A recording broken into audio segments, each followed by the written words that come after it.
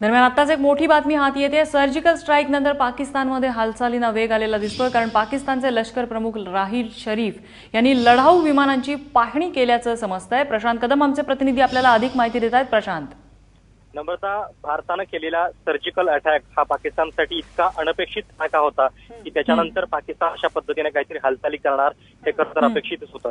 इतकी वर्ष जेव्हा हा अशा पद्धतीने हल्ला होत होता त्याच्यानंतर इतकं चोख उत्तर पाकिस्तानला दिलेलं नव्हतं आणि साहजिक आहे की याच्यानंतरची पाकिस्तानची प्रतिक्रिया लक्षात घेऊनच सीमेवरती संपूर्ण सतर्कतेचे आदेश जे आहेत ते देण्यात आलेले आहेत।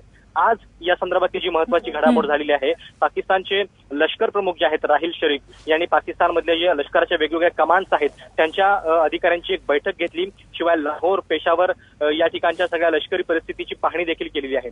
विशेष म्हणजे आजच पाकिस्तानचे जे NSA आहेत त्यांनी भारताच्या NSAशी फोनवरून चर्चा केली आणि त्याच्यानंतर दोन्ही देशांच्या सीमेवरचा तणाव आपण कमी केला पाहिजे अशा पद्धतीची बोलणी जी आहेत ती पाकिस्तानच्या NSAने केलेली होती। म्हणजे एकीकडे अशा पद्धतीची बोलणी करायची, एक प्रकारे भारताला गाफील ठेवायचा प्रयत्न करायचा आणि दुसरीकडे आपली लष्करी हालचाल मात्र तेजीमध्ये ठेवायची, असा एक दुहेरी डाव पाकिस्तानचा असल्याचं कळतंय।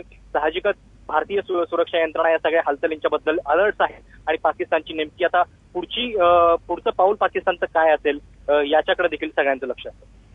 नक्कीच, त्यामुळे सर्जिकल अटॅक नंतर पाकिस्तान थोडासा बिथरलेला आहे असं दिसतंय। प्रशांत, धन्यवाद तुम्ही दिलेल्या या माहितीबद्दल। आणि या बिथरलेल्या पाकिस्तानच्या अशा प्रकारे हालचाली होत आहेत कारण काही दिवसांपूर्वीच F-16 जी त्यांची विमानं आहेत ती त्यांच्या राजधानीवरती उडत होती, त्यांच्या सॉर्टीज त्या ठिकाणी झाल्या असं सुद्धा वृत्त आलेलं होतं। त्यामुळे पाकिस्तान खरोखरच सुधारण्यातला देश आहे का, हा अजूनही खरा प्रश्नच आहे।